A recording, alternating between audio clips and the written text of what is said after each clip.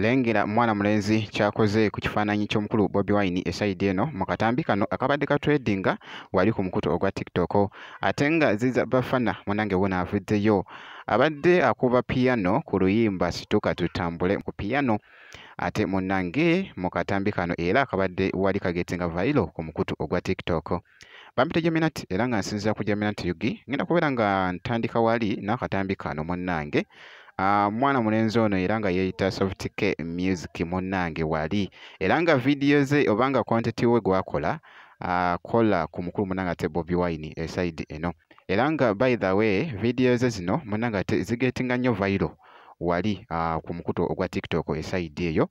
Jjukira nti nebitwedinga ate mba natuuse nabyo dda wano kakati nno leero kyakoze muganda wange omanyi okuddira ekifaananyi kya Bobi Wine ayagadde okisiiga ebizigo nkugambye sigenda kubeera nga ndwawoko ate okakuwa kansooke nkakuwe ate mu maaso awo nkomewoko neziza bafana.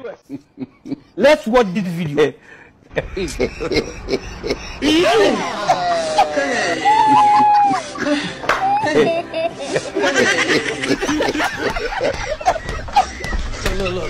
We look like we're a couple. You are joking. Yes, couple of friends. Emotional, damn it. Sorry. See the woman. If you not see the woman, you die fast. Viewers.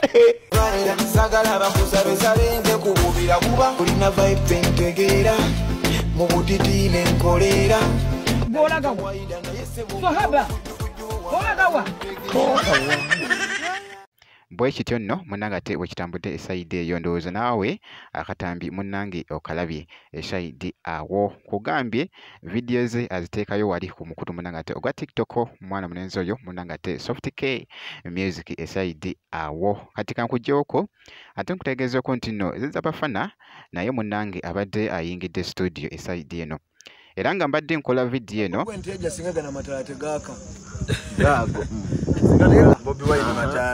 Bobi Wine mataala gaakira ekibuga.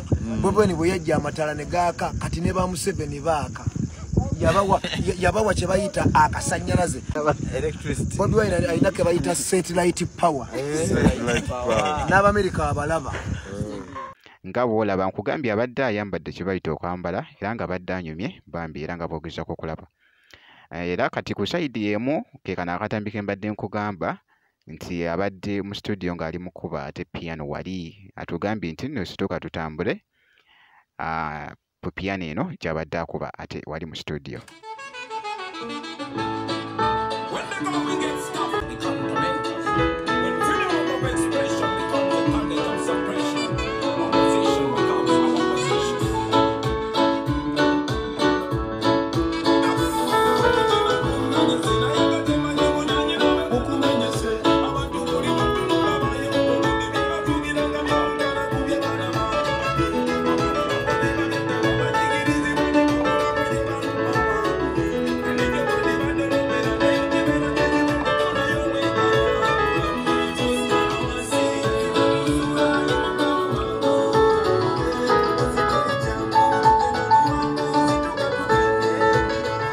Kityo nno ate bwe kitambudde esayidi eyo era ne ku mwana mulenzi munnange ate ziza bafana bwenti bwe nkoze era nga bwenti bwe mukyekinzeko ate mwana mulenzi ono kakasa nti no video gimpera like kosa ate no kusubscribinga kasita obeera nga tonnaba jjukira nti nobeera ofuna notification ku video empya ebeera eze Bampita Geminati era nga ngenda kubeera nga nkomawo ate mu maaso eyo katono nnyo bwenti.